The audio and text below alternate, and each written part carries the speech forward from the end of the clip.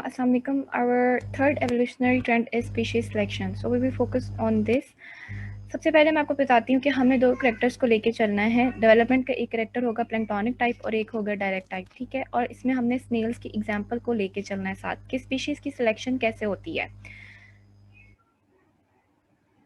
Two parameters हैं हमारे पास, extinction and speciation, जो कि ऑलरेडी मैं एक्सप्लेन कर चुकी हुई हूँ आप लोगों को, ठीक है, कि किस मोड ऑफ डेवलपमेंट में एक्सटिंक्शन का रेट कितना है और किस मोड ऑफ डेवलपमेंट में स्पेशिएशन का रेट कितना है. हमने दोनों के रेट को कंपैरिजन करना है कि कौन सी स्पीशी का रेट ऑफ एक्सटिंक्शन कितना है और स्पेशिएशन का रेट किस तरह है. तो मोलस्क की हम एग्जांपल लेते हैं गैस्ट्रोपोड्स की, जो कि आपको पता है सी वाटर फ्रेश वाटर बॉडीज़ में आपको ये नज़र आते हैं, ये वाली क्लास फाइलम इनका, और इनके सी शेल्स बड़े फेमस होते हैं, ठीक है. तो हम बात करेंगे प्लैंक्टोनिक डेवलपमेंट की. गैस्ट्रोपोड स्नेल्स में क्या होता है, जो gastropods planktonic mode of development को फॉलो करते हैं वो अपने एग्स को रिलीज कर देते हैं सी वाटर की सरफेस पे, एंड देन उनसे लार्वा जो है वो जनरेट होगा, एंड लार्वा जो है वो प्लैंक्टोनिक ऑर्गेनिजम्स के ऊपर फीड करेगा. Planktonic organisms are the microscopic organisms that are found in the water bodies. Cool. एक तो ये मोड ऑफ डेवलपमेंट हो गया. Another mode of development that is found in the gastropod snails is the direct development. In this case eggs and young ones are released near to the parental snail. Cool. यानी parents के साथ साथ ही eggs और snail young ones release जो हैं वो generate हो रहे हैं और वो प्रोड्यूस हो रहे हैं, ग्रो अप हो रहे हैं, ठीक है, साथ साथ रहेंगे पेरेंट्स के. अब जो प्लैंक्टोनिक डेवलपमेंट है उसमें एग्स जो हैं वो सरफेस पर ही रिलीज होते हैं और वो डीप वाटर शैलो वाटर में आपको नहीं नजर आएंगे. जो गैस्ट्रोपोड्स डीप वाटर में रहते हैं वो ये मोड फॉलो नहीं करते, लेकिन जो डायरेक्ट डेवलपमेंटिंग स्पीशीज़ हैं वो डीप वाटर में प्रेजेंट होती हैं और वो डायरेक्ट मेथड को फॉलो करती हैं, ठीक है. अब हमने इनका रिलेशनशिप, इनके लार्वल टाइप का रिलेशनशिप देखना है और उसका इफेक्ट देखना है स्पेशिएशन और एक्सटिंक्शन रेट्स पर कैसे होता है, ठीक है.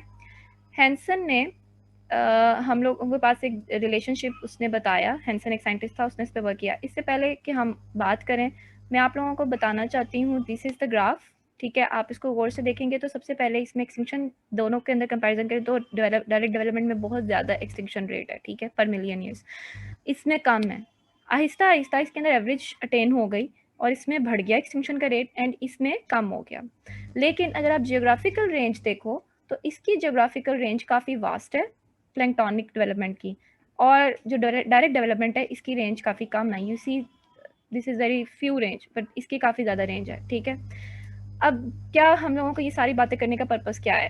पर्पस ये है कि हमने देखना है कि जो प्लैंक्टोनिक फॉलो करते हैं मोड, जो गैस्ट्रोपोड्स प्लैंक्टोनिक डेवलपमेंट मोड को फॉलो करते हैं, उनकी एक्सटिंक्शन का रेट पहले कम क्यों था, और स्पेशिएशन का रेट इनका जो है ना वो स्पेशिएशन भी इनमें नहीं नज़र आती इतनी ज़्यादा आपको, लेकिन जो डायरेक्ट डेवलपमेंट हैं उनके अंदर आपको स्पेशिएशन नज़र आएगी, ठीक है. इसमें उन्होंने बात की several studies have found that species with planktonic larva have lower extinction rates, ठीक है, हमें देख लिया अपने फिगर में, and they have wider geographical ranges. इसकी रीज़न क्या हो सकती है स्पीशीज़ की जो एक्सटिंक्शन का रेट लो क्यों है? बिकॉज उनके पास वाइडर रेंज है डिस्ट्रीब्यूट होने की, यानी कि इसके पास काफ़ी ज़्यादा एरिया जिसमें ये रह सकता है, काफ़ी ज़्यादा रीजन्स पे ये जो है सर्वाइव कर सकता है. तो इसके ऊपर इन्वायरमेंट का इन्फ्लुएंस इस तरीके से इतना हार्श नहीं होगा कि, यानी कि ये काफ़ी ज़्यादा रीजन्स पर पाया जाता है. किसी एक रीजन पर अगर इन्वायरमेंट का कंडीशन हार्श हो रही है तो वो दूसरे इन्वायरमेंट में जाके भी सर्वाइव कर सकता है और उसकी रेंज काफ़ी बड़ी है, वो काफ़ी ज़्यादा वास्टली डिस्ट्रीब्यूटेड है.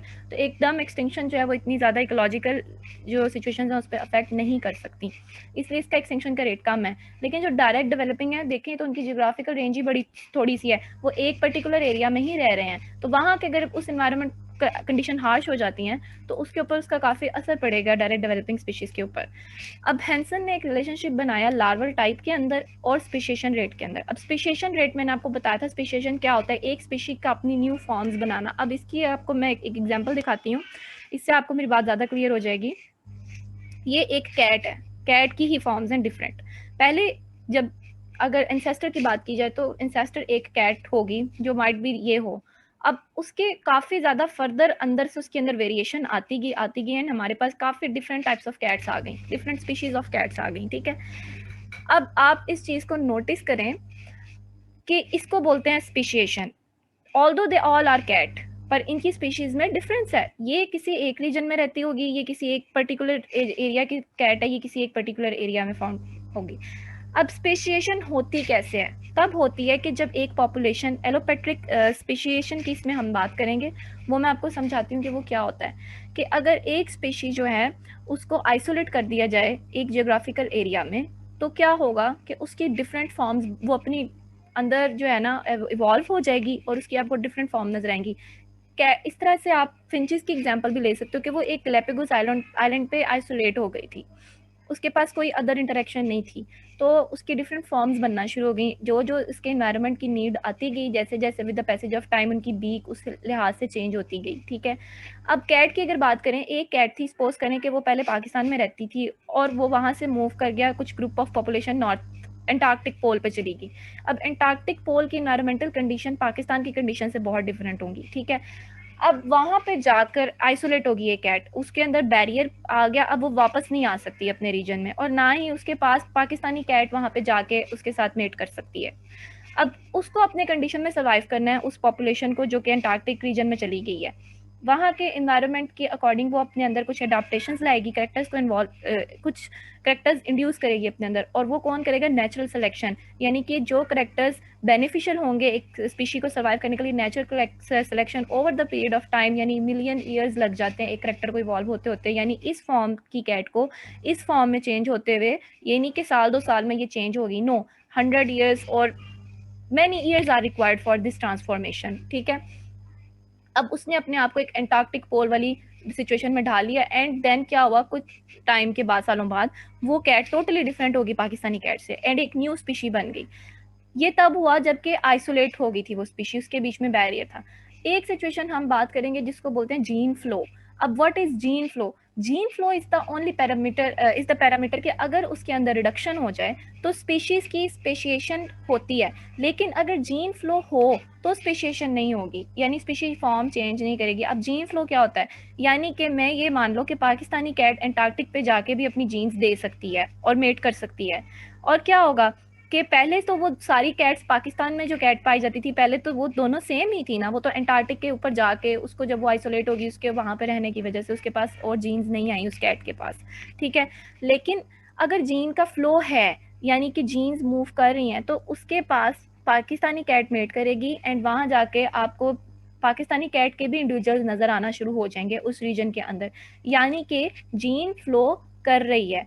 जीन फ्लो के नतीजे में क्या होता है कि एक पर्टिकुलर जियोग्राफिकल रीजन पे एक जीन जो है ना वो बाउंड होकर नहीं रह जाती, हो सकता है कि एंटार्क्टिक वाली कैट वहाँ से मूव करे और वापस पाकिस्तान आ जाए, एंड इस तरीके से क्या होता है कि जीन्स फ्लो करती रहती हैं, और बिल्कुल ये एक डायरिंग नीड नहीं होती एक स्पीशी की कि उसने वहीं पे रहना है और वहीं पे एडजस्ट होना है, तो वो अपनी पूरी की पूरी फॉर्म ही चेंज कर ले, नहीं ज़रूरत होती इस चीज़ की। और इस नतीजे में क्या होता है कि जीन फ्लो हो रही होती है ऑपोजिट, मतलब different different species, same species के मेंबर अपनी डिफरेंट पॉपुलेशंस के बीच में जीन का फ्लो करवा रहे होते हैं। बहुत ज़्यादा इसकी एग्जांपल्स हैं जीन फ्लो की, जैसे कि अफ्रीकन ह्यूमन अगर वेस्टर्न ह्यूमन के साथ मेट करेंगे तो you see they are different populations, but although they are the same species, ठीक है, हैं तो ह्यूमन स्पीशी ही, but they are belongs to the different population, इनकी जीन फ्लो करिए, आपको वेस्ट में भी अफ्रीकन स्पीशीज नज़र आएंगी।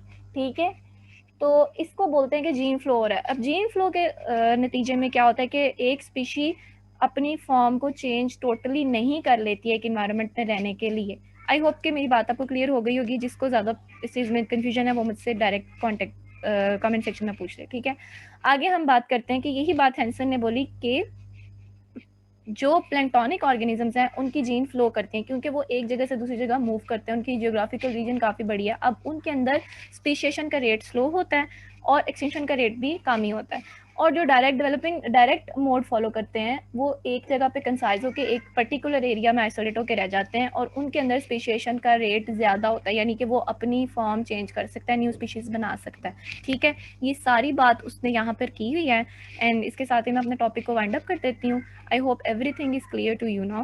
If you have any queries, you can ask me in the comment section.